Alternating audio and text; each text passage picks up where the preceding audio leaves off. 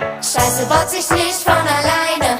Ich sitz zu Hause und hab wieder Langeweile. Ja, immer wenn die Sonne untergeht, komm ich irgendwie auf dumme Ideen und denk mir, Scheiße baut sich nicht von alleine. Ich sitz zu Hause und hab wieder Langeweile. Ja, immer wenn die Sonne untergeht, komm ich irgendwie auf dumme Ideen. Yo, schon im Kindergarten trank ich meine Cola nur mit Mentos. Gab mein Lehrer mit der Nerf Gun Headshot.